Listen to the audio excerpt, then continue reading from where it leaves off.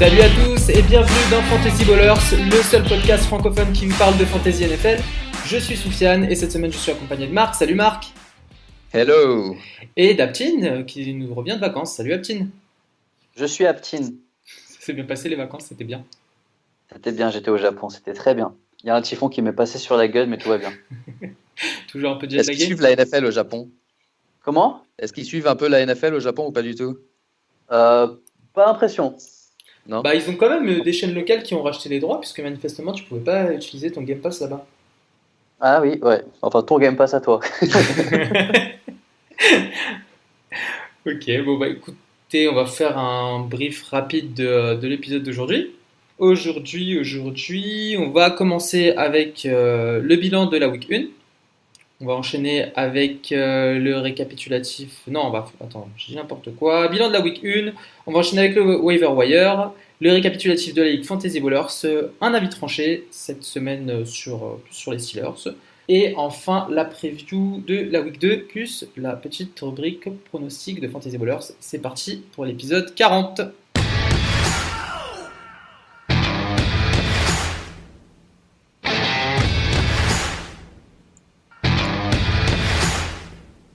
Alors, cette saison, j'ai envie de dire, au lieu d'avoir un top pick qui se blesse comme ça arrive souvent, cette fois-ci, on a quelqu'un qui ne s'est pas du tout présenté avant même le premier match, ce qui a pu énerver pas mal de monde.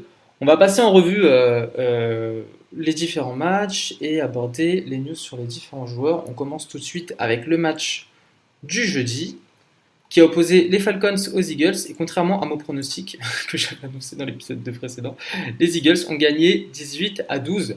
En top scorer, côté Falcons, on a Julio Jones avec 169 yards, 0 TD, mais qui rapporte quand même 23 points.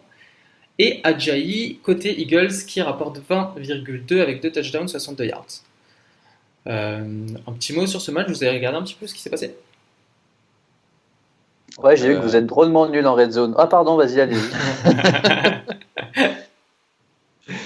Ouais, non, j'ai pas vu le match, mais non, rien de spécial. Ouais, effectivement, Red Zone, il y a eu 2-3 actions avec une formation sans receveur qui a évidemment rien donné. Ouais. Moi, je l'ai regardé et, ouais, c'était quand même serré jusqu'à la fin. Il y avait encore moyen pour Atlanta de revenir au score dans les peut-être 2 dernières minutes, mais c'est vrai que ça n'a rien donné. Et l'action finale ressemble vachement à l'action finale du match de playoff de l'année dernière. Matt Ryan qui finit à 8,8 points. Côté quarterback chez les Eagles, on a Foles à 4,6. On n'avait pas spécialement recommandé de se jeter sur lui et finalement apparemment on a bien fait. Ouais. Peut-être un mot sur les Bah joueurs. non, ouais, la performance d'ensemble de nos amis Falcons. Donc énorme match de Julio, hein, Julio Jones qui montre qu'il est en forme, qu'il est présent, qu'il peut toujours être targeté. Malgré ça, mauvais match de Matt Ryan. Bon, c'était pas un match facile contre la grosse défense des Eagles, mais il a trouvé, à part Jones, il montrait pas grand-chose, hein, pas de touchdown à la passe. Je le trouvais. Toi, je crois que c'était Soufiane, un de tes bons joueurs, enfin un de tes joueurs sous-cotés. Moi, j'avais été un peu contre de mémoire, Ouais. mais ouais, j'étais donc pas fan de lui cette saison, avant la saison, et encore moins maintenant, donc pas une grosse value pour moi. Mhm. Et un petit mot sur Freeman, Devonta Freeman, qui s'est blessé et est sorti du match à la fin. C'est ça. Mais il a dit qu'il était OK. Bon, alors, situation à suivre, hein. On sait que Darius Guice de Washington avait dit aussi tout va bien. Et en fait, il avait une rupture des croisés. Je pense que depuis jeudi, on aurait entendu si c'était le cas, mais à suivre quand même cette semaine. On sait toujours que si Freeman ne peut pas jouer, Tevin Coleman est un RB1. Ouais, il fait Ah, super mais bien le d'ailleurs, ça, boulot. c'est toujours le problème. Hein. Ouais. Le problème, en fait, déjà, par exemple, tous les ans, c'est la même chose. T'as Freeman Ouais. et tu te dis, tu vois, Coleman, en fait, il outscore, tu vois. Exactement. Très régulièrement. Tu dis, mais du coup, je starte lequel? Qu'est-ce que je fais? Ouais. Bah là, il score exactement le double de Freeman, à savoir 11 points, alors que Freeman, avant sa blessure, on était à 6,5 points. Ouais. Matt Ryan, moi je m'en tiens. Je trouve qu'effectivement, en opener, c'était peut-être un match assez compliqué. Une défense hyper solide, hein. Franchement, c'est pas facile d'avancer face à eux. À voir, match suivant, je sais pas, on verra dans la preview de la week 2 contre qui il joue, mais à voir. Carolina. Bah, écoute, je pense que ce sera un peu plus Rivalry. ouvert. Division Rivalry. Exactement. On enchaîne avec match du dimanche de 19h. On avait San Francisco contre Minnesota Vikings. Victoire des Vikings 24-16. En top scorer, côté Vikings, on a Kirk Cousins à 20,4 points. Et on a ce qu'on avait dit en pré-saison, hein, c'est une mine d'or en termes de fantasy, les Vikings, puisqu'on a Thielen 13,2, Diggs 12,6, Cook 12,5, Kyle Rudolph 7,6, la défense à 18 points. Ouais, c'est vrai qu'on n'avait pas mentionné la défense quand tu disais l'équipe au plus fort potentiel fantasy. Exact. On n'avait même pas inclus la défense et Ouais. c'est une des meilleures défenses cette saison. Et côté San Francisco, c'est un peu plus pauvre. Hein. Garoppolo met fin à sa série de victoires avec un match à 9 points, un touchdown, 3 interceptions. Les deux running backs dont on avait parlé, Breda et Maurice, bon, en même temps, ils jouaient les Vikings, donc c'était pas forcément évident de les starter. Breda rapporte 5,6, Maurice 1,8. Tu voulais dire peut-être un mot de Kittle? Ouais, Kittle, le Titan, bien en phase avec Garoppolo, le meilleur receveur sur les passes un peu longues, et un match-up intéressant contre Détroit qui n'a pas été bon défensivement cette semaine. Yes, alors on enchaîne avec Tennessee, Miami. Ouf, Un ça a match été qui a duré longtemps, très longtemps, et qui n'était pas super intéressant. Victoire des Dolphins 27-20. En top score, on a Dion Lewis, 19,5. Kenny Stills, 24,6. Tannehill, bon, qui fait un score moyen, 13,6. 2 touchdowns, 2 interceptions. Mariota, 2 interceptions. Avant qu'il sorte blessé, il rapporte Et une blessure. 1,6. Ouais. Et Gabbert qui a pris le relais derrière, une interception, 2,7 points. C'est très très très pauvre côté Titans. Derrick Henry, 3,6. On retombe encore dans le committee un peu dégueulasse qui fait que personne ne ressort. Enfin, que Henry en tout cas ne ressort pas. Parce que Ouais, manifestement, surtout Lewis, ça parce va. qu'à la limite, je trouve que Lewis a eu un rôle intéressant, beaucoup plus intéressant que celui de Henry. Il a été utilisé pas mal en deuxième mi-temps et c'est plutôt un running back A prime que B, tu vois, genre c'est pas running back 1 et 2, c'est vraiment 1 et 1, 1 et 1 bis quoi. Ouais. Et surtout il y a Delanie Walker qui s'est blessé. Peut-être, je crois que sa saison est finie. Enfin, je suis pas sûr qu'il l'ait annoncé, mais c'est une fracture de la jambe, donc c'est un peu chaud. Ouais, si vous jouez en PPR en particulier, Dion Lewis sera utilisé à la passe par peu importe qui sera le quarterback, mais ils vont en avoir besoin, je pense. Je mets une petite upgrade sur lui. Et Mariota, on a du nouveau?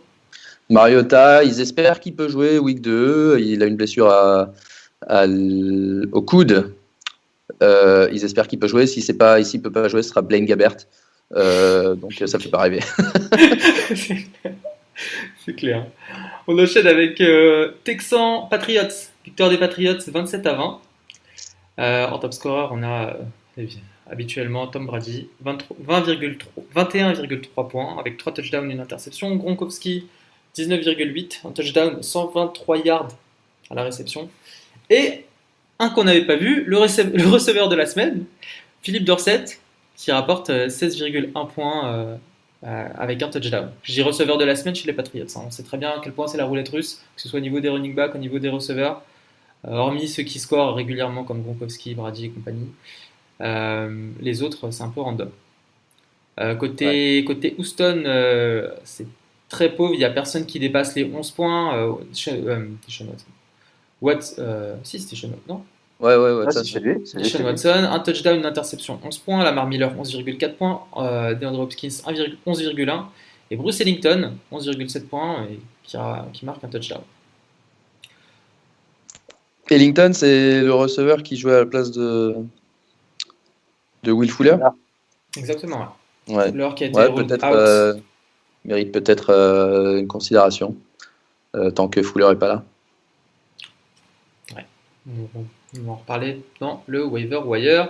On enchaîne avec une orgie offensive et qu'on n'attendait pas forcément, puisque de Tampa Bay contre les Saints, c'est les Buccaneers qui l'emportent 48-40 avec en termes de fantasy un potentiel fantasy de 200%. On a Fitzpatrick qui rapporte 42,3 points Deshaun Jackson 29,1, Mike Evans 24,2, Camara 38,6, Breeze 31,6, Thomas 30. Et la grosse déception, pour ma part en tout cas, ça a été la défense des Saints. Aptin, tu pourras nous en dire un mot, qui a rapporté moins 9 points. Alors qu'elle était Tu le dis rankée. celui. Tu l'as starté. Est-ce que tu l'as starté? Ah oui, c'est dans la Bowers. Oui, exactement. Bah, je sais pas ce que tu veux que je te dise. Pour moi, c'était Ah, top non, attends. 3, top 3 défense. Ah non, attends, je crois que c'est moi qui l'ai starté. Autant pour moi. Ah, c'est toi qui l'as starté. C'est moi qui l'ai starté en toute confiance. Ah, vas-y. Dans le top 10 pré-saison, dans le top 10 de draft, et c'était catastrophique. Mais catastrophique. Ils arrivaient à rien arrêter, non? Rien arrêté. Ça allait dans tous les sens. Et surtout, Tampa Bay, quoi, que franchement, très sincèrement, je voyais pas gagner. Mais pas du tout. Encore moins avec Fitzpatrick aux commandes, quoi. 4 touchdowns, 1 rushing touchdown. C'est fou. Ça fait tellement peur pour la saison à venir. Là, dès maintenant, je me dis, je pourrais presque pas les starter. Donc là, ils jouent, je crois, Cleveland, de ce que j'ai vu la semaine prochaine. Ouais. S'ils swappent contre Cleveland, bah, pour moi, c'est un drop direct. non, mais vraiment. Alors là, pour le coup, ça part au streaming direct. Surtout qu'ils étaient toujours nuls et que c'est juste l'année dernière qu'ils ont commencé à être un peu meilleurs avec. Ouais, c'est ça. Latimore Sur la deuxième partie de saison, exactement. Ouais. Ah, mais justement, en fait, ils avaient construit sur les acquis. Ils avaient pris, je crois, Davenport, qui est un bon défenseur. Et non, tu dis, bah, ok, bah, à partir de maintenant, ça va être. Surtout, ils étaient à la maison. Costaud, tu vois. Ouais, mais en gros, non, 43 points de Fitzpatrick, franchement, c'est clair. C'est l'aberration de la week 1, c'est ça qui est bien, tu vois. Tu auras pas mal de trucs qui sont passés où tu te dis, ouais, ok, c'est la week 1, tu vois. C'est ça. Tu relativises. C'est les deux receveurs qui en ont profité le plus. Mike Evans, gros match de Mike Evans. Gros match surtout de Deshaun Jackson, qui malheureusement s'est blessé, s'est fait la fameuse commotion qu'on aura toutes les semaines. Mais en tout cas, on voit que sa vitesse est toujours là et son 2017 un peu en dedans, c'était peut-être à cause de Winston. Alors à voir si Winston, quand il revient, il a amélioré sa passe longue. En tout cas, tant que Fitzpatrick fait ce genre de passe, il aura un intérêt. Pour la petite info, tu te rends compte qu'en startant Fitzpatrick, Camara et Deshaun Jackson, ce qui est possible, ce qui est crédible dans un roster concrètement, ils te rapportaient 110 points à eux 3. Ouais, tu pouvais même potentiellement avoir Mike Evans, parce que si tu drafts Camara 6ème, tu pouvais avoir Evans au milieu du 2e round. Et ça te montait à 134. Avec 4 joueurs. Exactement. Alors on enchaîne avec Jacksonville Jaguars contre les Giants. Victoire des Jags, 20-15. Les deux teams de Marc. Marc, un commentaire? Les deux teams de Marc, non, moi j'en ai qu'une. C'est laquelle? Non, de toute façon, moi j'ai vu aucun match, donc je pourrais pas donner des grands détails, mais Fournette est sorti au début du match sur blessure. Il dit que c'est pas trop grave. Ça reste une situation à suivre de très près. Évidemment, Fournette un draft premier round. C'est une blessure à la cuisse. On sait que les blessures à la cuisse, parfois, même si c'est pas grave et qu'il peut jouer, il sera peut-être un peu en dedans. Et personnellement, je pense qu'il ferait mieux de ne pas le faire jouer une semaine ou deux. Tout de suite, ouais. Parce que c'est une équipe qui vise un peu les playoffs. Tu l'as dans ton équipe? Oui, je l'ai dans mon équipe. Ouais. Bah, il faut le protéger, ne pas le faire jouer. Ouais, c'est ça. Ouais. Pendant au moins 10 semaines, comme ça on est bien. Non, surtout que la semaine prochaine, ils jouent les Patriots. Ouais. Ah, c'est dommage. Et donc Fournette qui sort effectivement en rapportant que 7 points à ses propriétaires, remplacé par Yeldon. Mais on voit que la stratégie de Jack, c'est vraiment de donner la balle au running back 20-30 fois par match. Donc que ce soit Fournette, que ce soit Yeldon, c'est une position qui sera intéressante. Yeldon qui rapporte 14,4 points. Ouais, et par contre, on avait parlé des receveurs de Jacksonville, lequel sortirait, machin. Finalement, je commence à me demander si ça sera peut-être aucun des trois, parce que bon, c'est un seul match, mais aucun des trois, simplement parce que en fait, aucun des trois n'a été sur le terrain plus de 75% des snaps. Et ça, pour moi, ça montre qu'il n'y a pas vraiment un WR1, un mec qui peut sortir du lot. Et bon, peut-être les garder une semaine de plus pour voir s'il y en a un qui sort du lot, mais c'est pour moi une position qui est droppable si on cherche un agent libre sur le waiver. Côté Giants, on a Barclay qui fait le boulot, qui rapporte 19,8 points avec un touchdown. Odell Beckham, 16,5. Eli Ouais. Manning, 7,2. Rosas, kicker des Giants, qui rapporte 10 points. Ouais, non, une attaque convenable en tout. Engram un peu en dedans par rapport à l'an dernier, ça on s'y attendait. Shepard est là. Et surtout Barclay qui fait un très bon premier match. Donc, Ouais. Contre la défense de Jacksonville. Hein. ouais, en plus contre la défense de Jax, donc c'est plutôt pas mal. Beckham bien en jambes contre Ramsey. Donc, non, j'ai trouvé qu'il y avait du mieux. Il y a encore du boulot, mais c'est mieux que l'an dernier, c'est sûr. Yes. On enchaîne avec Bengals Colts, victoire des Bengals 34-23. En top score, on a Mixon, 23,4, Andrew Luck à 19,5. Côté Colts, ça plafonne derrière Hilton et Ebron à 13,1 chacun, grâce à un touchdown chacun. Côté Bengals, on a Dalton à 16,5 et Adji Green à 16,2. Mixon, pas mal, hein. Ouais, Mixon, pas mal, très rapide, Confirme. bon receveur. Bon, c'est la défense des Colts, mais en tout cas, il était trop inarrêtable pour la défense des Colts. Très bon match. On saura peut-être un peu mieux. Là, c'est match jeudi contre les Ravens. On verra, c'est une défense un peu plus convenable. On verra s'il peut confirmer. Tu voulais parler de Giovanni Bernard? Ouais, bah du coup, à contre-coup, Gio Bernard qui souvent est un peu impliqué. Là, cette fois-ci, pas trop. 1,4 Ouais, points. droppable probablement vu son activité tant que Mixon est là. Yes. On va sauter le match des Steelers contre les Browns, donc on va aborder dans une rubrique un peu plus tard pour s'attarder un peu plus sur le cas de Pittsburgh.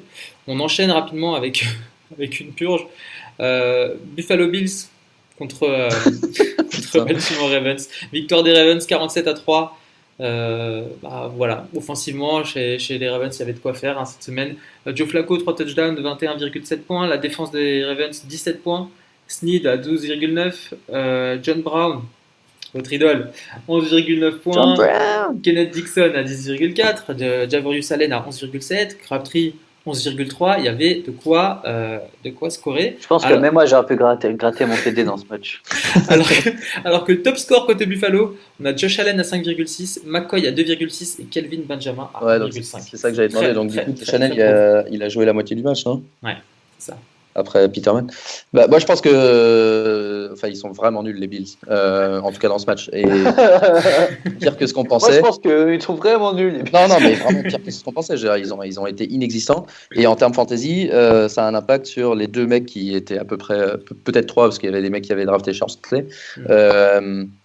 Les deux mecs un peu importants. McCoy, pratiquement inexistant. On s'attend toujours à ce que ce soit du volume chez lui, et là il a eu quoi, 7 ou 8 carries, enfin un truc, j'ai pas les stats sous les yeux, mais un truc un peu ridicule.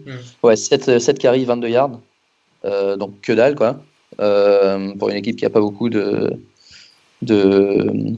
offensives. Et côté receveur, pareil pour Kelvin Benjamin. Quels sont ses stats? Une réception 10 yards, c'est que dalle. Enfin, c'est assez ridicule, franchement. Ouais, c'est ridicule quand tu vois ça. Ridicule. Une réception pour Kelvin Benjamin, 7 rushs pour. Moi, encore une fois, j'ai pas vu les matchs, mais ils faisaient quoi les Bills? Ils étaient sur le terrain? Ou c'était. Hallucinant. Faudrait voir le temps de possession des deux équipes, mais c'est ridicule. Donc, ces deux joueurs qui. C'est un game pour les Bills.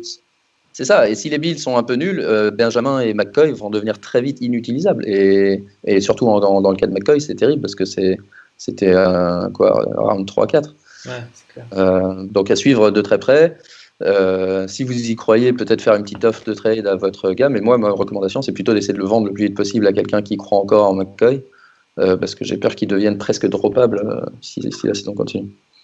On l'a souvent dit, hein, les running backs des équipes faibles, à éviter. Et la seule exception, c'est David Johnson. Chez les Cards, qui affrontait les Redskins, et les Redskins ont emporté 24-6. En top scorer, du coup, on a David Johnson avec son touchdown qui rapporte 15,2 points, Larry Fitzgerald 11,1, Chris Thompson côté Washington 21,8, Adrian Peterson 21,6. Il y avait à manger chez les running backs côté Redskins. Alex Smith fait un très bon match, 19,6, aucune interception. Jordan Reed 12,8. Et après, c'était toi qui faisais la remarque. Je crois qu'il y a eu des interceptions au moins dans tous les matchs de ce week-end, sauf celui-là. Ouais. Non, je disais qu'il y a peut-être un record d'interceptions parce qu'en fait, tu voyais des Stafford, Big Ben, ils faisaient 3-4 interceptions. Je crois que ça faisait beaucoup, c'est tout. C'est énorme. Énorme. Christopson, Adrian Peterson, qu'est-ce qu'on en pense? Ouais. Perso, impressionné par les deux running backs. C'est une situation que dans ma tête, j'évitais. Peterson, parce qu'on ne savait pas s'il en avait encore dans le réservoir. Manifestement, il a encore plein dans le réservoir. Et Chris Thompson, parce qu'il revenait d'une grosse blessure. Et manifestement, il est à 100%. Et s'il n'est pas à 100%, j'attends de voir ce que ça va donner, parce qu'ils ont tous les deux été vraiment excellents. Un bon duo de running back, l'un pour first, second down, l'autre pour plus à la passe. Encore une fois, week 1, on veut toujours confirmer, mais super duo de running back. Une situation que je targeterai dans les trades si possible. Yes. On enchaîne avec Chiefs Chargers. Un match qui a fait émerger aussi un autre ovni, Tyreek Hill. Les Chiefs l'ont emporté 38-28. Tyreek Hill qui marque 38,8 points. C'est record derrière Fitzpatrick cette semaine en termes de fantasy points. En top score, dans la foulée, on a Mahomes, 28,3. Philip Rivers, 29. Melvin Gordon, 23,1. Justin Eckler, 21,1. Et Keenan Allen, 20,8. Donc pas mal de points aussi dans ce match-là. Ouais, c'était un match assez offensif.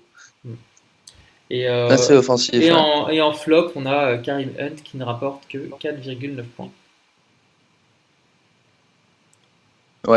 Il a pas beaucoup. Finalement, ils n'avaient pas beaucoup. C'était un match qui se passait dans les airs, celui-là. Mahomes, il confirme. Ouais, Mahomes, impressionnant, hein, gros bras. On a vu, et puis surtout l'an dernier, moi qui avais Tyreek Hill dans la plupart de mes ligues, j'arrêtais pas de dire si seulement Alex Smith pouvait faire plus souvent des grosses passes, tu vois, pour Hill, parce qu'à chaque fois j'ai l'impression qu'il prend de vitesse les mecs. Et avec Tyreek Hill l'année dernière, on restait un peu sur notre faim, parce qu'un coup ça marchait, un coup il faisait rien. Là, ce match-là, c'est peut-être un des matchs qui marche, mais en tout cas, on a vu un vrai effort de la part des Chiefs d'impliquer Hill et même Watkins qui en fait a été pas mal targeté, même s'il n'a pas eu un gros score. Et presque au détriment de Kelsey et Hunt, du coup. Donc à voir comment ça se passe dans les prochains matchs. Mais le duo Mahomes avec son bras et Hill avec sa vitesse, ça peut faire En tout cas, c'est marrant à regarder. Et côté Chargers, j'ai trouvé que Rivers a vraiment une bonne performance, bon début. Il a vraiment une bonne escouade de receveurs à sa disposition. Les running backs ont été un peu utilisés en tant que receveurs aussi. Tu as parlé d'Eckler, même Melvin Gordon. Et du coup, un bon Rivers. Et devinez qui y joue la semaine prochaine? Cleveland. Buffalo Bills. Wow. C'est money. Startez tout le monde. Startez tous les Chargers. On enchaîne brièvement avec Dallas Carolina. Victoire des Panthers 16-8 avec un top score Cam Newton à 18,2 qui marque son rushing touchdown habituel et McCaffrey qui rapporte 10,5 du coup sans TD, ce qui est pas mal quand même. La défense rapporte 13 points et côté Dallas on a Elliott qui fait un petit match à 16,1, Cole Beasley 10,8 et Dak Prescott à 8,7. Pas grand chose à dire. Non, pas grand chose à dire. Il y a eu beaucoup de quarterbacks qui ont fait des perfs minables cette semaine à moins de 10 points. Beaucoup de. Ouais, c'est vrai. Faut Fitzpatrick à tout prix, faut croire. Ouais, c'est clair. Oui, pour lui. On enchaîne rapidement. Plus tard dans la soirée, on avait Seahawks Broncos. Victoire des Broncos 27-24 sur le fil. Russell Wilson fait quand même un bon match malgré ses 2 interceptions. Il marque 3 touchdowns. Emmanuel Sanders, lui, 135 yards plus 1 touchdown, ce qui fait 24,5. Case Keenum, 3 touchdowns, 3 interceptions, 19,2. Le tight end des Seahawks que moi je ne connaissais pas, perso, Disley qui rapporte 18 points, marque un touchdown, et Tyler Lockett qui a remplacé au pied levé Baldwin qui est sorti blessé, qui rapporte 13,4 points avec un touchdown, et aussi la petite surprise côté Broncos, un deuxième running back qu'on n'avait pas vu venir, Lindsay, qui rapporte 17,2 points avec un touchdown. Ouais, les deux running backs rookies, tous les deux, mais un qui avait pas été drafté, donc personne ne parlait trop. Ils ont partagé complètement les carries, donc à suivre À suivre, ça peut être encore une situation casse-couille en fantasy où C'est pas qui tu start. as deux mecs qui se partagent, le taf. Baldwin blessé au genou droit après avoir eu une blessure au genou gauche pendant toute la pré-saison. Donc il a plus de genou et il va rater plusieurs semaines, je pense. Donc du coup, si c'est le cas, Tyler Lockett, gros potentiel. potentiel. Ouais. Spoil. Ouais, on va en parler dans le waiver wire. On y est presque, puisqu'on termine rapidement. Il est dans le waiver, Lockett? Bah ouais, je pense qu'il doit être dispo sur certains waivers. Et puis derrière, il y a de toute façon peut-être un autre receveur chez les Seahawks dont on peut parler. Mais on enchaîne vite fait avec le dernier match de la soirée de dimanche. Bears, Packers.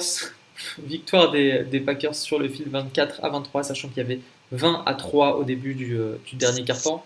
Remontada de Rodgers qui rapporte 24,9 points à ses propriétaires en fantasy. Dans la foulée, Randall Cobb 27,7, Devante Adams 17,3.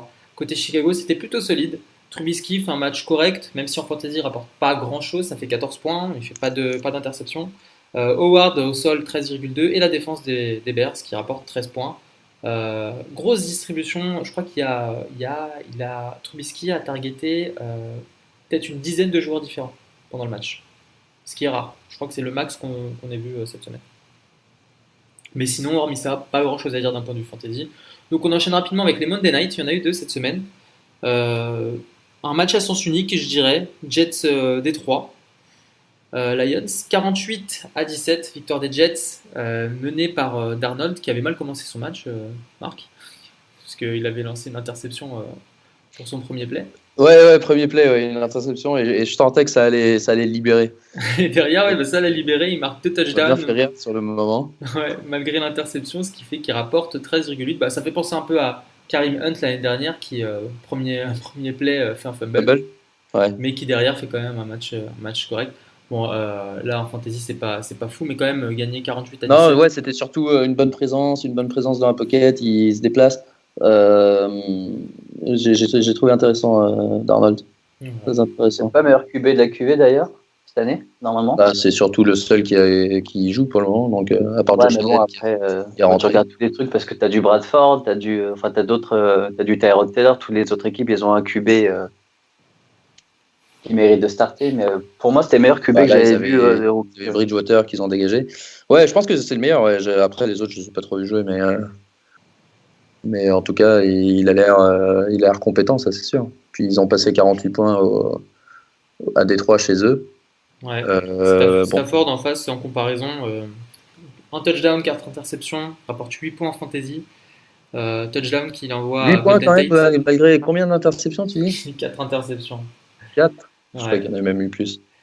Golden Tate rapporte 17,4, Golladay 14,9. La défense, malgré tout, malgré le fait qu'ils prennent 48 points, rapporte 9 points. Je pense que c'est notamment au pick 6 d'ouverture. Ouais, ça, et en fait, il y a un touchdown sur un punt return et un touchdown, voire même 2 sur des interceptions. Donc, en fait, ils ont pris pas mal de points, mais ils n'ont pas pris beaucoup de yards. Ils n'ont pas encaissé tellement de yards. Et le dernier match de la semaine, les Rams contre les Raiders. Victoire des Rams sans surprise en 33-13, avec Todd Gurley en tête, 22,2 avec un touchdown. Jared Goff qui balance 2 TD, qui rapporte 17,2. Et en top scorer, Marc, ça va te surprendre, on a Zuerlein Amari Cooper qui rapporte 16 points. 16 points.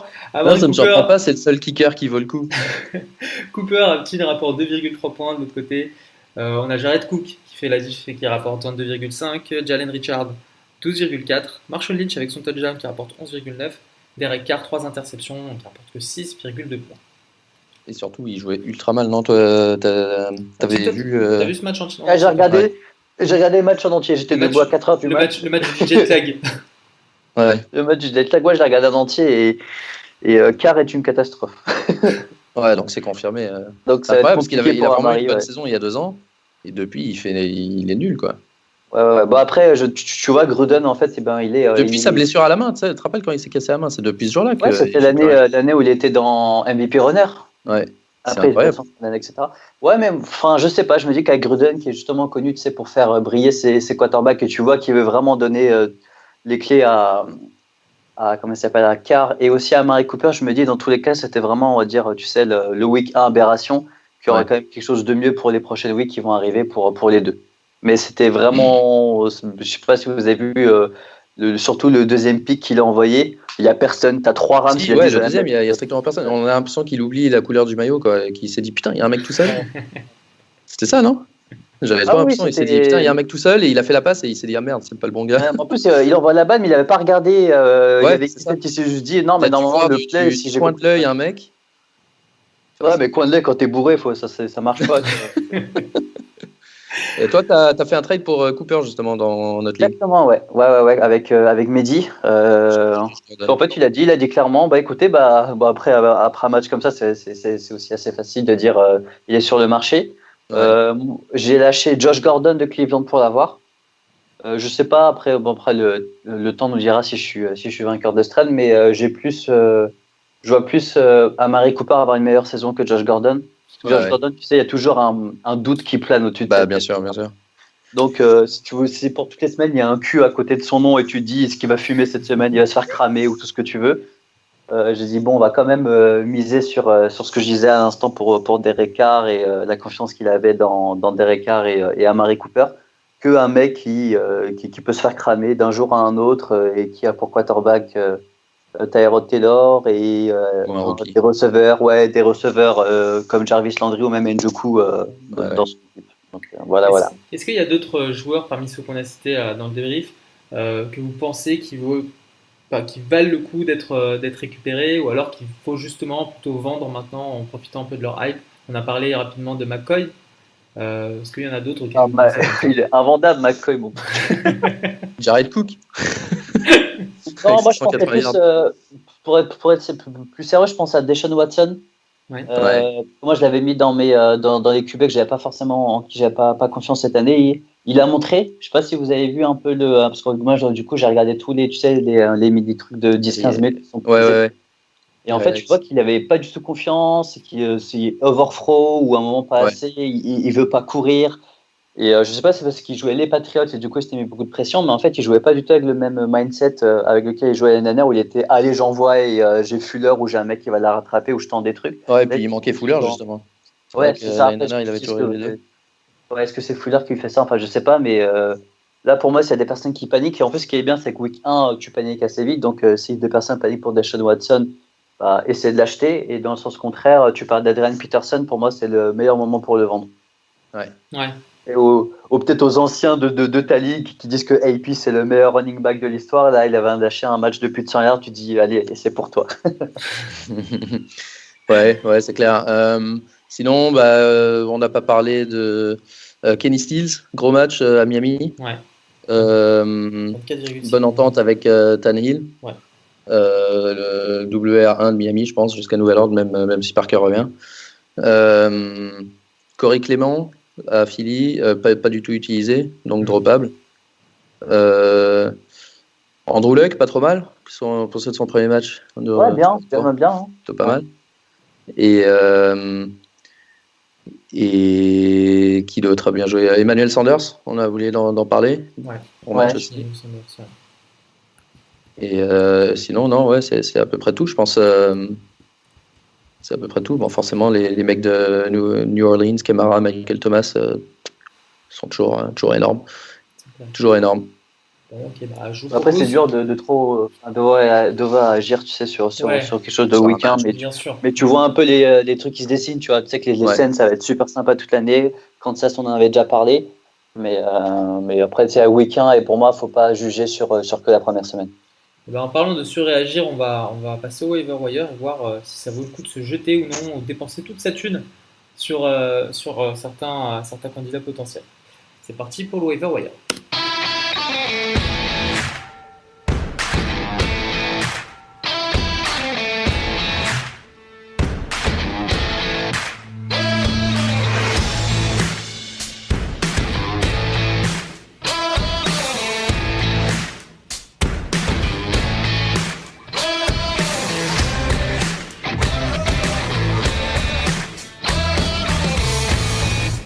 Waiver wire.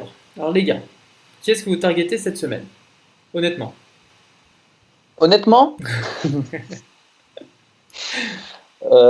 Marc, tu veux commencer? Ouais, je veux bien.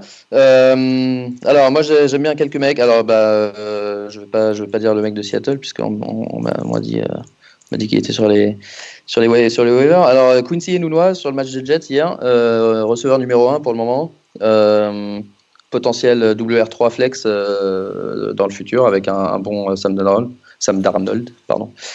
Bonne ligne de stats. On fait quoi? Chacun notre tour? Allez, chacun notre tour. Donc moi, Quincy et Nounois. Ok, moi je vais parler de la bagarre des RB. Bon, après, c'est vraiment difficile de parler de la bagarre des RB du backfield de San Francisco. Mais j'ai préféré ce que j'ai vu de Matt Breida pour l'instant. Bon, après, c'est vraiment à prendre avec des pincettes parce que quand je joue contre la défense des Vikings, ça veut strictement rien dire. Ouais. Donc à confirmer, mais j'ai préféré ce que j'ai vu pour l'instant. Avantage Breida pour moi dans la bagarre avec Alfred Morris. Donc s'il est encore dispo, allez-y. Parce que dans tous les cas, pour moi, il aura une meilleure année qu'Alfred Morris. Ok. Moi, j'ai parlé de Philippe Lindsay, on en a parlé vite fait. Pour moi, c'est un bon candidat au running game à Denver, parce que la hiérarchie n'est pas encore établie. Soit il continue de splitter comme ça les snaps et ça peut être pas mal pour lui, soit il peut carrément bouffer Freeman et prendre une place Et là, de titulaire. il a déjà bouffé Booker, c'est ça qui est ouf. Ouais, Booker a moi, je ne adoré, le d'ailleurs. connaissais pas. Hein. Ouais. Exactement. Ah, moi non plus, avant de le voir à ce match-là. Ouais. Donc Surtout Lindsay, en PPR. Exactement. Austin Eckler dans le même style. Oui. Chargers. Pareil, Ah ouais, PPR, un PPR flex, potentiel PPR RB2. Et surtout, on a vu qu'il a de la valeur même sans une blessure à Gordon. Donc ça, c'est pas mal. Ouais. Du coup, je sais pas, mais on en parle ou pas de Tyler Lockett? Ouais, vas-y. Ouais. Ok, du coup, avec la blessure de Baldwin, je sais pas, tout à l'heure, tu as parlé de son genou, mais tu sais que c'est l'autre genou, en fait. Hein. Oui, c'est l'autre genou, Ok. c'est pour ça que je dis il a plus de genou. Exactement. Il a plus de genou, ok. Je pensais que tu en as un seul, je me dis, ok. Non. Non, ouais, il a plus de genou, donc là, on est parti sur plusieurs semaines. Et il faut bien qu'il envoie la balle parce que les Seahawks vont perdre pas mal de matchs, donc ils vont courir après le score. C'est ça. Tyler Lockett ou Brandon Marshall. Ah Yeah. D'accord. Brandon Marshall, surtout Bon en poulain. red zone. Ouais, Beau Poulain que j'ai croisé à New York, qui n'a pas voulu prendre une photo avec moi.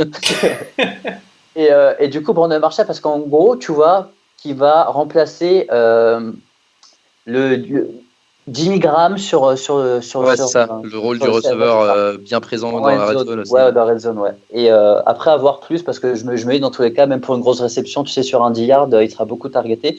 Moi, j'aime bien. Franchement, j'aime Il a bien. eu un touchdown qui a été annulé par une pénalité aussi, donc il aurait pu faire un score encore plus gros. Ouais, puis même, tu sais, en gros, c'est un mec. Je pense pas qu'il va prendre beaucoup de yards.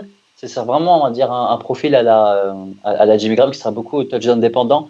Mais pour moi, c'est une longue année chez Seattle. Et tant que Baldwin n'est pas là, pour moi, Brandon Marshall, il peut le starter en flex. Ok. Yes. Moi, Ah, pardon, c'est à toi? Ouais, vas-y. Je vais donner un running back. Je pense qu'il va être pas mal targeté cette semaine, mais TJ Yeldon. Le système au niveau du backfield fonctionne pas mal à Jacksonville. Hein. On a l'impression qu'ils sont pas interchangeables, mais presque. Yeldon, il y a encore un an ou deux, personne n'y touchait, même sur les waivers. Là, il peut avoir un rôle prépondérant, surtout si Fournette les est out. l'écartement de Fournette durent un peu. Yes. Clairement un numéro 1 si Fournette n'était pas là. Alors, moi j'ai une petite doublette de Titan qui m'a plu ce week-end. Eric Ebron, que j'avais drafté dans une ligue, je crois, mais je l'avais enlevé parce que c'était le mec le moins utile. Mais ouais, bon match. En gros, il joue receveur pratiquement dans cette attaque parce que c'est Doyle qui joue le vrai Titan. Donc du coup, il est libre de pas vraiment bloquer et c'est un bon receveur. Andrew Luck aime bien le trouver. C'était un peu pareil à Détroit. Il joue quasiment receveur, le rôle du gros receveur quoi, dans ces attaques-là. Donc avec Luck qui aime bien utiliser ce genre de gars, c'est pas mal. Et Cook qui a fait un énorme match. J'ai peur que comme il a fait un énorme match, surtout dans les waivers à auction, aux ventes aux enchères, les gens risquent de s'enflammer un peu sur lui. Mais il a un bon match-up contre les Broncos là cette semaine. Et on a vu que c'était le seul mec que Carr arrivait à terminer. Un petit conseil au niveau de la gestion du waiver money. Ne vous jetez pas. Ne dépensez pas toute votre thune sur des joueurs qui ont fait juste une superbe perf. Parce que derrière, ça peut vite s'éteindre. Et surtout, si vous n'avez pas de blessés. Moi, pour l'instant, j'ai la Ouais, chance ouais. de ne pas être concerné. J'ai pas eu de blessé cette semaine, ce qui est déjà Ouais. un exploit en soi. Si vous n'avez pas de blessé, pas la peine de vous jeter tout de suite. Laissez les autres peut-être dépenser un peu leur thune et cramer un peu leurs jetons. Et après, essayez de vous positionner en termes de trade peut-être. Ou alors renchérir sur la semaine qui suit. Enfin, moi, c'est le C'est ça. conseil que je donnerais en tout cas. Deuxième conseil, si vous êtes dans le ligue, mettez 100 balles sur les joueurs qu'on vient de dire, ok? Non, c'est ça, c'est ça. Faut pas surréagir à la week 1. Faut être prêt à réagir Surtout la si week 1. besoin. Mm. Par contre, si vous voyez un gars qui a un chemin clair vers de la valeur long terme, je suis pas sûr qu'on en ait cité un aujourd'hui, C'est mais ça. potentiellement, tu vois, tous les gars dont on n'est pas sûr, non. Par contre, un Tyler Lockett, par exemple, s'il est là, lui, il a un chemin assez clair vers de la valeur long terme. Lui, peut-être ça vaut le coup de dépenser un peu plus gros et d'être un peu plus agressif. Parce qu'il faut quand même être agressif si vous voulez avoir le mec. Et si vous avez, ensuite pour rejoindre ton deuxième point, Soufiane, si vous avez un blessé et que vous avez un besoin, là, ça vaut le coup de dépenser son argent. Donc si vous en avez pas, attendez et soyez prêt à le dépenser quand vous aurez un besoin plus tard dans la saison. Parce que je vois bien beaucoup de thunes dépensées sur un Fitzpatrick, par exemple, cette semaine. Non. Dans certaines ligues. Non, ça, je pense pas, non. Non, sur un Dorset, tous les fans des Pats, ils vont se jeter dessus. C'est possible, ouais. On a fait le tour du waiver wire ou il y a encore des sujets? Non, Dorset, du coup, potentiellement. Moi, j'ai encore 2-3 receveurs. Donc Dorset, D'accord. Geronimo Allison de Green Bay, WR3 clair dans cette attaque, et on sait qu'il y a toujours trois receveurs qui ont une bonne valeur. Et pas de running back. Hein. Ouais, quand c'est Rodgers Pas pour l'instant, mon gars, pas pour l'instant. Et d'ailleurs, Rodgers, on n'en a pas parlé, mais à suivre de très près quand même, il s'est blessé, il a quitté le match, il est revenu, il a fini le match. Ils n'ont pas l'air trop inquiets, en tout cas en public, mais comme toujours, c'est ce genre de situation qu'il faut regarder et suivre pendant la semaine, savoir s'ils s'entraînent pas, etc. Et le dernier, John Brown. Un bon le meilleur pour la fin, quoi. Enfin, on l'adore dans le podcast. Jean Marron, comme on l'appelle, bonne option WR3 aussi. Il a des bons match-ups qui arrivent, donc moi j'aime bien John Brown. Tu parlais des tight ends, tu as donné 2-3 noms. C'est vrai qu'on n'a pas parlé. On a parlé de la blessure de Greg Olsen. Non, on n'a pas parlé de la blessure de Greg Olsen. Donc qui le remplace à Carolina? Ian Thomas? C'est une bonne question. Ian Thomas, je crois. Ian Thomas, ouais. Il aura une chance. Et ça va surtout donner un peu plus de valeur à leur WR1 qui est, j'ai un vieux trou de mémoire, alors que je l'ai dans mon David roster. Funchess. David Johnson. David Johnson. Funchess, ouais, qui peut gagner en value. Parce que Greg Olsen s'est reblessé le même pied que l'année dernière et il va être absent pendant un petit moment. Ouais, fracture, donc il va être absent à un moment. Ok, d'autres noms ou on passe à la suite? Le dernier, running back d'Indianapolis, ça c'est une situation un peu chelou. Marlon Mack est blessé, il y a le rookie Jordan Wilkins qui a joué, mais il y a aussi Nyheim Hines qui a joué, plutôt en tant que receveur à la passe. Donc il a eu 7 réceptions, 33 yards, il a aussi été utilisé en running back, donc peut-être un mec à rajouter, pas forcément en mettant beaucoup d'argent, mais si vous avez besoin de running back, que vous voulez faire des petits paris, ça peut être pas mal. Ok, merci pour ce dernier nom, Marc. On va passer tout de suite au récap de la Ligue Fantasy Ballers.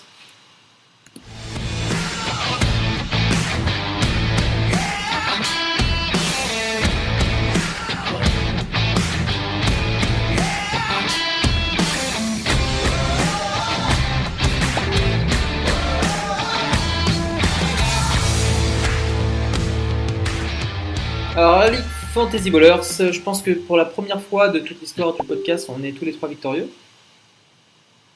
Bah ouais, quand tu gagnes un peu, ça nous aide. Hein. C'est vrai que l'année dernière, j'étais un petit peu en galère. Mais cette semaine, victoire pour moi, victoire pour vous deux. On en est où à peu près dans cette ligue? Marc, un petit on peut commencer par toi. Courte victoire à cause de ton -9 en défense. Oui. Rattraper ton top scorer Adrian Peterson, 21 points. Pas mal du tout. Tu jouais contre Broncos, l'homme le plus malchanceux de la saison dernière, qui a eu 3 joueurs.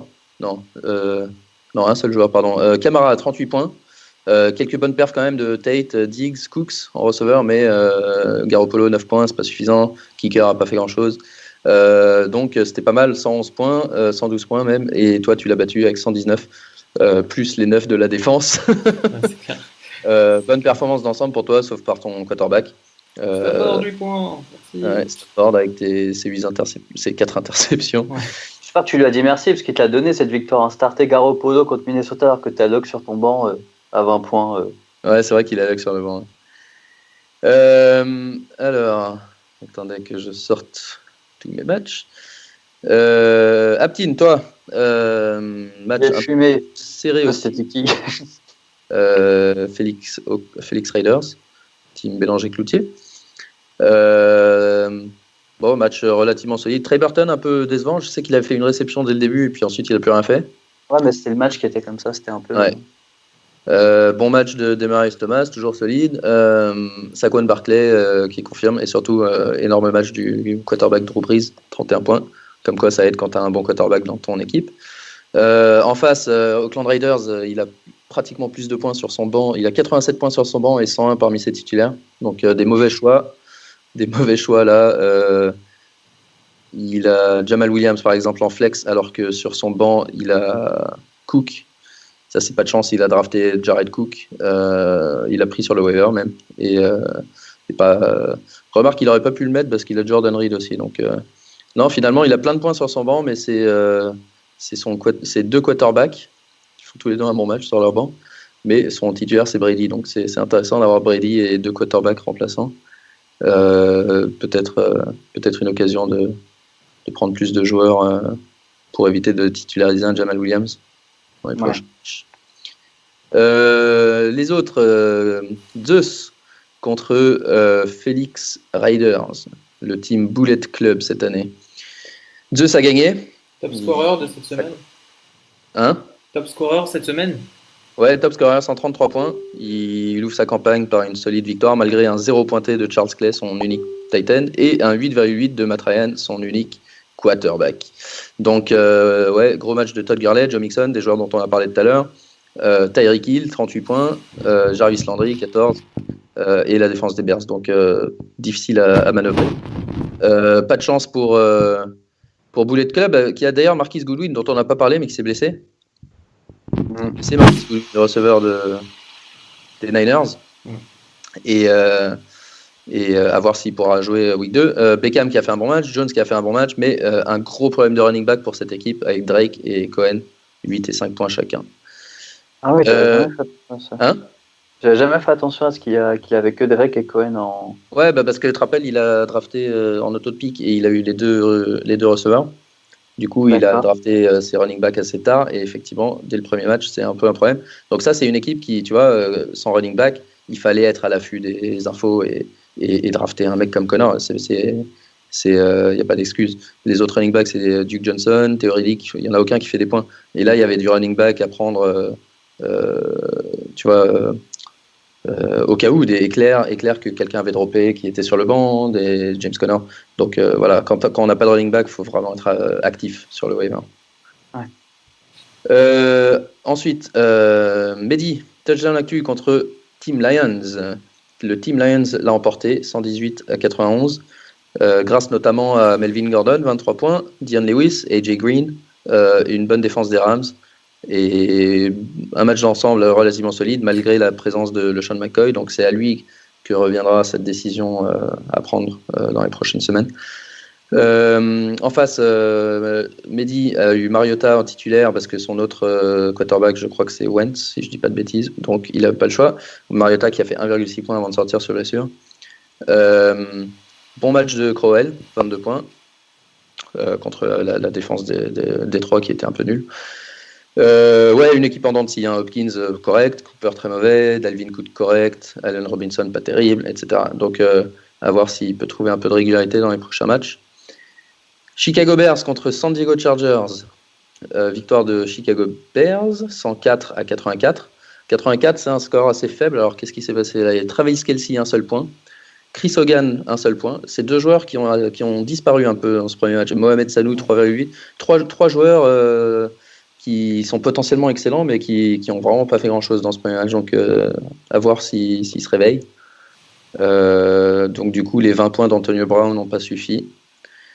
En face, Chicago Bears, Kirk Cousins 20 points, Michael Thomas 30 points, quelques mauvaises performances avec Hunt, Collins, Bilal Powell qui n'ont pas été ouf, Greg Olsen qui s'est blessé donc il sera à la recherche d'un tight end. Un match 104-84, il y a des mecs qui ont Broncos qui a perdu avec 111, la malchance qui continue pour lui. Et enfin, le Big Blue Wrecking Crew, mon équipe contre Seahawks Catalan, et j'ai réussi à battre. D'abord à faire mieux que 80 points, ça c'est exceptionnel. Deuxièmement, à battre Seahawks Catalan, qui était un des épouvantails en début de saison dans les Power Rankings. Je prédis qu'il va fortement baisser dans les Power Rankings qu'on publiera demain, parce que il a Le'Veon Bell, il a Delanie Walker et il a Doug Baldwin, trois joueurs qui ne sont plus là. Enfin, qui sont blessés ou ils sont encore arrivés. Ouais, parti trop tôt. Et du coup, l'équipe, forcément, c'est quoi son pick 1, son pick 3 ou 4 et son pick, son Titan. Donc, pas mal de boulot dans cette équipe pour rétablir la barre. C'est pas comme si sur le banc, il y avait des joueurs qui avaient fait des gros matchs. Aux côtés des bonnes nouvelles, il a Wilson, Mike Evans et les Vikings qui ont fait un bon match. De mon côté, plutôt satisfait, malgré la petite blessure de Fournette. James Conner, 31 points, ça c'était Golden Peak. C'est mon coup de pari sur le waiver qui a marché. Et je vais pouvoir tranquillement l'aligner tous les jours, toutes les semaines, tant que notre ami Bell ne se présente pas. Donc, surtout Bell, je pense, il faut que tu restes au moins la saison tranquille, il faut préserver ton corps. Kenny Stills, gros match, c'était un des mecs que j'aimais bien en fin de draft. Keenan Allen qui a répondu présent, Adam Thielen aussi. Un peu déçu de mes tight ends, Graham et Engram, qui font pas de points, mais je pense que c'est Graham et Engram. Graham et Engram. Et Taylor sur mon banc, c'était un des mecs que j'aurais pu faire encore mieux si je l'avais titularisé à la place de Watson. Donc plutôt satisfait de ce début de saison pour ma part. Au niveau du standing, la ligue est coupée en deux. Ouais, oui. Les vainqueurs, Zeus, moi, toi, Soufiane, toi, Aptin, Team Lions et Chicago Bears. En gros, là, on est tous les trois premiers ex-aequo, on est fort. Moi, je suis fier de vous, perso. Jusqu'à quand? Je sais pas combien de temps ça va durer. Déjà, la semaine prochaine, je te joue, donc ça va. Ah oui. Justement, j'avais regardé un petit peu les affiches de la semaine prochaine rapidement. Donc, on a Lions contre moi, donc deux vainqueurs de match. On a Aptin contre Soufiane, duel fratricide de Fantasy Ballers. Et ouais, quelques matchs intéressants. Zeus contre Mehdi. Le duel 100% québécois entre les deux Félix. Un Broncos contre Bears et un San Diego contre Seahawks. Les deux équipes qui ont mal démarré. Yes. Ok, écoute, Marc, merci pour ce récap. Je vous propose d'enchaîner rapidement puisqu'on parlait de Bell, de Connor et de ce qui se passe un peu à Pittsburgh. De Connor. De Connor. Je propose de discuter brièvement de ce qui se passe, à Pittsburgh. On fait rapidement le débrief du match Steelers-Browns. Match nul, premier match nul de la saison, 21 partout. Avec, Marc, tu l'avais, Connor qui fait un top score à 31,4 points, 195 yards, 2 touchdowns et malgré un fumble. Antonio Brown, son double digit classique, 19,6 avec 93 yards. Lui, même quand il fait des matchs où on parle pas de lui, mec, il claque 18 points minimum en fantasy. C'est normal. C'est incroyable. Juju Smith, le meilleur receveur de la NFL. Ouais, bah oui.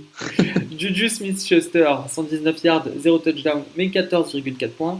Big Ben, 1 touchdown, 3 interceptions, 2 fumbles, 9 points. Côté Cleveland, c'était solide, même en fantasy. Tyrod Taylor, 23,6. Jarvis Landry, 14,1. Carlos Hyde, 13. Duke Johnson, 3 points. Mais on va s'attarder surtout sur ce qui se passe à Pittsburgh. On parle de faux départ, on parle de catastrophe. Est-ce que vous pouvez démarrer la saison de pire manière que celle-là? Aptine, toi qui regarde de près ce qui se passe là-bas, qu'est-ce que tu peux nous dire sur la situation avec Bell par exemple? Est-ce qu'on aurait pu mieux commencer? Oui. Est-ce qu'on a mal commencé? Oui, mais pire, ouais, on aurait pu avoir un Antonio Brown qui se blesse. Donc Ouais. au final, c'est pas trop grave. C'est qu'un match nul, ce qui est marrant, c'est que dans la tête de toutes les personnes qui sont pas pour les Steelers, on a pris une défaite. Ouais. Voilà. Pour nous aussi, c'est une défaite, tu vois, mais ce qui est marrant, c'est que pour les Browns, c'est une victoire. Donc c'est ça qui est génial dans le monde de la NFL. Après, c'est vrai qu'on méritait, enfin, on devait gagner ce match, on l'a pas fait. Donc après, c'est pour plein de raisons. De turnover. Moi, ouais, de turnover, puis même, en fait, c'était typiquement le match où quand tu vois Big Ben qui arrive à Cleveland, il pleut, ça pue. Ça sent, tu sais que ça sera pas un bon match. Après, on mène tout le match et il faut aussi comprendre que c'est pas les Cleveland. En plus, on avait parlé dans l'épisode 0. C'est pas du tout les Browns des saisons précédentes, donc faut arrêter de les sous-estimer aussi. Exactement. Mais après, on rate un field goal. Après, ok, il pleuvait, tout ce que tu veux, etc. On rate un field goal. Après, c'est pas optimal, mais je m'en fais pas. Ok. Tu penses que Connor peut tenir la baraque d'un point de vue running game toute la saison en l'absence de Bell? Alors, Est-ce que on tu parle penses de que quoi? Bell reviendra? Est-ce qu'on parle de fantasy ou est-ce qu'on parle de football? On commence par le football. Football, non. Je pense qu'il tiendra pas toute une saison. Tu penses qu'il vaut pas un Bell? Non, il vaut pas un Bell. Pour moi, on a Bell sur ce match, on le gagne. Parce que déjà, ils mettent moins de personnes, tu sais. Quand tu as Bell, dans tous les cas, tu rajoutes un ou deux linebackers en plus dans la boîte, déjà. Deuxièmement, il enlève beaucoup de pression à quelqu'un comme Big Ben, et Big Ben a été sujet à beaucoup de pression, notamment de Myles Garrett. Ouais. 3 interceptions de fumble. Après, faut aussi comprendre que Connor, aussi bon soit-il, il a fait lâcher un fumble assez dégueulasse en fin de match. Et justement, le comeback, on va parler de comeback, a été commencé à partir de là. Donc, est-ce qu'avec Bell, on aurait gagné? Je pense. Est-ce qu'en fantasy, Connor est une star? Il le sera sur, en tout cas, les prochains match-ups tant que Bell ne sera pas revenu. Et ça, on en avait déjà parlé. Et puis, pour les personnes qui suivent un peu la fantasy depuis quelques saisons avec Pittsburgh, ils voient bien que le poste de running game, en tout cas en fantasy, est interchangeable. C'est-à-dire que dès que quelqu'un se blesse, le prochain mec sur la depth chart va être quelqu'un que tu peux starter assez facilement. Donc on a eu le cas, ouais, on a eu le cas avec Connor Extra qui lâche 30 points. Même sur le prochain match, je crois que Pittsburgh joue Kansas. Pour moi, il va faire quelque chose d'à peu près comme entre 15 et 20 points. Mais au final, est-ce que il vaut Bell? Je pense qu'il n'y a pas une seule personne qui peut dire aujourd'hui que Connor vaut Bell. Donc, Est-ce que je suis inquiet pour quand il va revenir un peu? Parce que je vois quand même bien qu'on arrive quand même en playoff. On n'a pas dans une poule facile, surtout cette année. Ouais. Donc, je me dis, dans tous les cas, pour en fantasy, ouais, Connor fera le taf. Mais après, si on veut commencer à gagner des matchs, ce serait bien que Bell revienne le plus vite possible aussi. Et dernière question, est-ce que tu penses qu'il mérite ce qu'il demande en termes de salaire? Bell? Ouais. Oui. Parce que là, Oui, ce qui est en train de se dire, c'est que justement, manifestement, Connor est capable des mêmes performances que lui, sans forcément être lui. Donc, est-ce qu'au final, il ne mérite pas. Est-ce que son salaire est pas. Oui, mais un Bell t'aura fait gagner le match, tu vois. Donc après, moi, je pense sincèrement qu'intrinsèquement, Bell, il fait partie du top 3 running back de sûr. Et pour moi, il est aussi bon qu'un Gurley, sauf que c'est un meilleur receveur que Gurley. Faut pas oublier que Bell, l'année dernière, il a ramené plus de, je sais pas, à peu près, je dis une bêtise, mais peut-être milliards à la réception, tu vois. Donc au final, ok, c'est un running back, mais il joue comme un receveur et tu le payes pour tout ce qu'il fait, en fait. Ouais. Et après c'est le jeu aussi, tu vois, parce qu'après pour moi les grandes équipes ils sont pas là à surpayer les gens, tu vois à peu près le fonctionnement d'un Patriot, que dès qu'un mec demande beaucoup, il se fait cuter. Donc là nous on a opté pour à peu près le même système. Ils ont leur raison. On voit que dans tous les cas des running backs peuvent facilement s'adapter au système de Pittsburgh, qu'il est quand même très friendly, et que dans tous les cas un bon running back devient un très bon running back côté chez nous. Et tu peux pas m'enlever de la tête qu'un Bell est remplaçable. Très bien. Merci pour cet avis tranché. À moins que Marc t'aies un commentaire à faire, je vous propose peut-être de passer à la preview de la semaine prochaine. Ouais, non, pas de commentaire. Preview. C'est parti.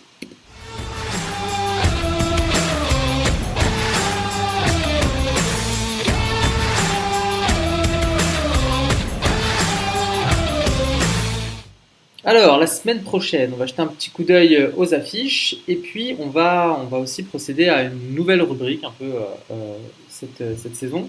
puisque Marc, tu vas nous proposer pour nos amis parieurs un petit pronostic. Ouais, mais je vais pas proposer de pronostic sur les matchs. D'accord. Parce que ça serait donner ma stratégie pour le Piquem. Le Piquem qui Ah, compte se battre cette saison. c'est pas faux. Ok, très bien. Bah, je vous propose de passer en revue vite fait les matchs et puis tu nous balances ton prono. Ouais. Qu'est-ce que vous avez regardé vous cette semaine? Moi, je vois un bon Division Rivalry Panthers Falcons. Il y en a plusieurs, ouais. Il y a Panthers Falcons, il y a, bon, c'est pas une division rivalry, mais Kansas City Steelers. Ouais. En fait, moi, Ah, bah, il va être je bien, cherche, ce match. je cherche des trucs où je veux confirmation de ce qui s'est passé cette semaine. Donc, ouais, les matchs qui m'intéressent, du coup, peut-être Vikings Packers. Vikings Packers, ça va être beau. Packers, ça c'est sûr. Mm. Je veux voir si les Saints qui jouent Cleveland, comme tu l'as dit tout à l'heure, Aptien, si à la maison ils se réveillent. Je veux voir si les Jets confirment contre Miami. Les Jaguars c'est ça. contre les Pats. Jaguars Patriots, c'est sympa. Et surtout s'il y a Fournette. Et voilà, ouais, sinon il y a quelques matchs qui sont difficiles à annoncer en termes de pronostic, donc ça peut être sympa pour le pick-em justement. Ok, alors justement en termes de pronos, qu'est-ce que tu as à nous proposer? Alors pour cette semaine, rien, parce que je vous dis rien, mais non, alors en termes de paris, en fait, moi j'aime bien la valeur sur certains paris long terme du style qui va gagner la division. Donc j'ai regardé un petit peu tout à l'heure et j'en ai trouvé deux en particulier que je trouve très intéressants. Le premier, c'est un favori, mais je trouve qu'il n'est pas suffisamment favori. La cote est à 2,1 actuellement. Et c'est pour que Minnesota remporte la division. D'accord. Et elle est à 2,1 parce qu'en fait, il y a énormément de fans des Packers qui parient. Et du coup, évidemment, C'est génial, ça. ouais, 2,1. Les deux équipes ont une victoire et une défaite, donc sont égalité. Mais pour moi, Minnesota est la meilleure des deux équipes. Sur le long terme, on n'est pas 100% sûr de l'état de santé de Rodgers. On sait que les Packers sont complètement dépendants de l'état de santé de Rodgers, alors qu'à Minnesota, il y a quand même des armes. Donc pour moi, Minnesota est le favori. La cote est à 2,1. Elle reste intéressante. Pour combien de temps? On ne sait pas. Si jamais Minnesota gagne cette semaine, cette cote va baisser considérablement. Donc ça, c'est un pari sympa. Et l'autre, c'est pas un favori, mais ça pourrait le devenir, c'est Kansas City dans sa division. Il y a eu beaucoup de paris sur les Chargers pendant la off-season, puisqu'il y a pas mal de hype sur le fait que l'année dernière, ils n'étaient pas aussi mauvais qu'ils l'ont été. Il y a eu beaucoup de blessures, il y a eu des matchs perdus de très peu, etc. Et ben, on est en 2018, et voilà qu'ils se mettent à perdre des matchs de la même manière contre un rival de division. Ils ont raté un kick, ils ont perdu leur tight end au début de la saison. Enfin avant la saison, et du coup, tout d'un coup, Kansas City 1-0, et on se dit, bah tiens, ils jouent pas si mal, Kansas City, bonne défense, il y a le safety ou cornerback qui était blessé l'année dernière qui est revenu, ils sont champions en titre, et globalement, en attaque, ils jouent bien, ils ont une bonne attaque. Donc, tant que ça tient la route, pareil, la cote est à 2,50 actuellement. Eux, ils ont déjà un match d'avance, pari que je trouve assez intéressant sur la victoire en division. D'accord. Et un petit dernier auquel je crois pas du tout, mais si jamais, je sais pas comment ça marche en France, en Angleterre, tu peux faire un pari long terme et tu peux, ils recalculent la cote en fait au fur et à mesure que ça avance. D'accord. Et en général, ils t'offrent une option cash out qui peut être intéressante avec les Jets, parce que les Jets, la cote est à 13. Évidemment, ils sont dans la même division que les Pats, donc encore une fois, je ne crois pas qu'ils vont gagner la division. Mais 13, ça me paraît haut. Et dans cette division, il y a forcément une deuxième équipe qui va sortir parce qu'ils ne peuvent pas être tous nuls, parce qu'ils se jouent tout le temps. Donc, si ça sera soit les Jets, soit Miami. Et je pense qu'avec ce que j'ai vu des Jets hier, je les ai trouvés pas mauvais. S'ils battent Miami justement cette semaine, cette cote va baisser et ça permet de potentiellement faire un cash-out quand la cote sera peut-être 6 ou 7. Et sait-on jamais, si jamais les Patriots ils jouent Jacksonville par exemple cette semaine, imaginons que les Jets sont 2-0, Patriots 1-1, les cotes vont commencer à s'équilibrer légèrement, donc ça peut être un pari sympa à poser, une petite pièce cette semaine, voir ce qui se passe. Ok, bah, écoute, merci pour ces petits tips. Tu peux nous dire combien t'as mis pour le waiver demain matin? Sur Enounois 48$. Alors, on peut mettre 49.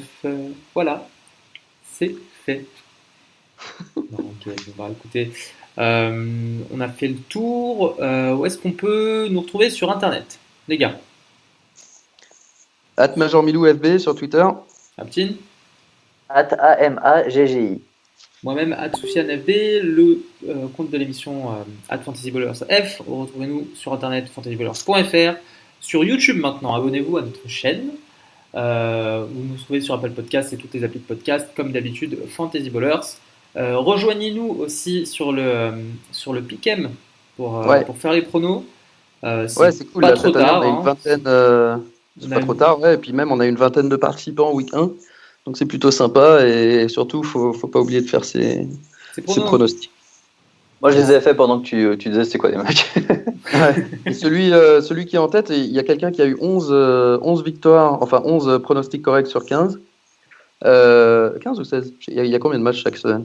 Ah, il y en a 16. Il n'y a pas de bye week encore. Ouais, donc 11 sur 16. C'est excellent. Et donc, il n'a même pas de nom. Et il n'a pas de nom. Et donc, si il nous écoute, soit change ton nom, soit dis-nous qui t'es. Oui, parce que ESPN 45, 34, 37, 38, 1. Comme invisible. Je veux dire que c'est moi, mais bon. Alors, je vois pas mal de personnes de la Rookie League, Nico. Ouais, il y a plein de mecs de la Rookie League bien actifs sur ce truc. Juice Fahrenheit, Chris 23, tout ça. Putain, je suis 13ème. Ah, mais je suis une grosse merde. Ouais, bah c'est que le début. Hein. Ouais. Ok, bon, bah rendez-vous là-dessus. Vous retrouvez les liens de toute façon sur le site et dans la description de la vidéo YouTube. Et on vous souhaite du coup une bonne semaine de NFL. On vous souhaite bonne chance et bon courage pour les matchs à venir. Et puis on vous dit à la semaine prochaine. Salut! Salut.